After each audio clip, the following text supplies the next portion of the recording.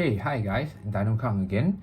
Okay, on this episode of my ranting, you are gonna hear me explain more about why banded pull-ups are bad, or rather why doing a pull-up with a band to assist you is a bad idea.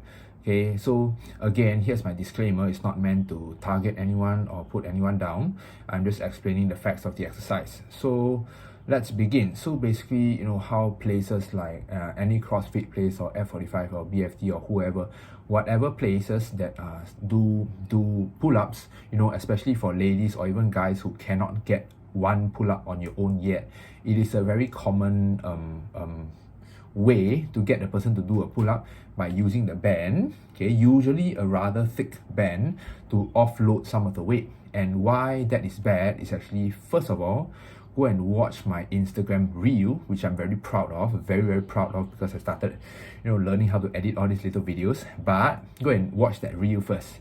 And this video right here is actually to explain more clearly why exactly that is the case and why that is actually not so good compared to other techniques of learning a pull-up. For example, the eccentric pull-up means, watch my reel, the one where you climb on top and then you let go and then you hold yourself down, you slowly descend down. So you're only doing the lowering portion of the pull-up.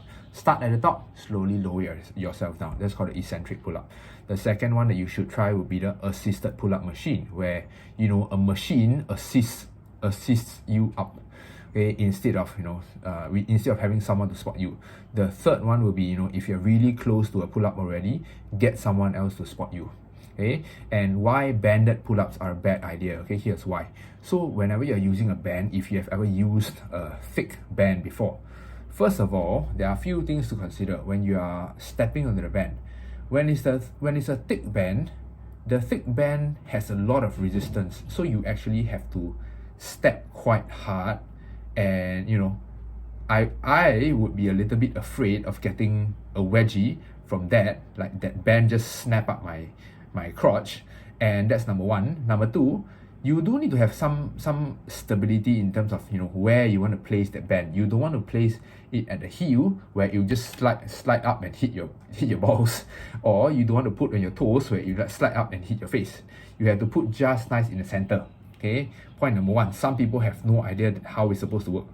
Number two, the band would likely start very high up, right? If it's a thick band, it's not going to be very long. You need to raise your leg, or someone has to help you pull the band down for you to step. Okay, that leads to the next problem. So after someone pulls with so much force and then you step, and then after you're done, what do you think happens? How do you get yourself up? Right? Same amount of force from the bottom is going to pull you upwards. Right, so you need to be very careful about the physics of that elastic band.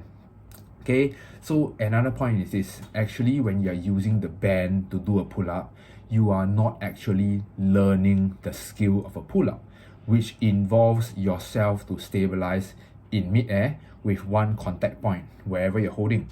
If you're having the band tying you, first of all, it spoils the direction of your pull. You are no longer pulling downwards.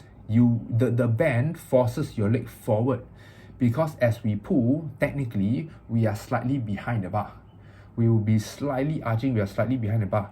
The band would be pulling your feet up so strongly that if you can't do a pull-up, you are essentially feeling it in your lower back as you are trying to arch, because you are fighting the band. Unless you know how to use the band, you're aligning perfectly with the band, then it helps you a lot at the bottom, fine.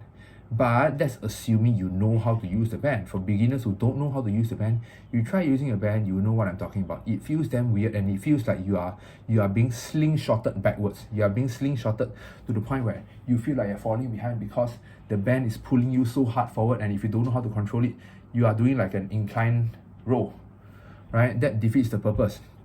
So the next thing why it doesn't help you learn how to do a pull-up, first of all, when you pull, it's going to be very easy at the bottom, very difficult at the top. So when you're training for an actual pull-up, when you're doing your first actual pull-up, you're going to realize the most difficult spot is at the bottom, and that's where you want to train. You want to train that feeling at the bottom, that difficult point at the bottom. Why take away that difficulty? And take away the difficulty changing the direction, it is very different from a pull-up. Okay, use those 3 suggestions that I gave you in my reel. Go and watch it if you haven't. And that is why using a banded pull-up, how many people actually got a pull-up from doing banded pull-ups? Not many. Okay, try the 3 methods out.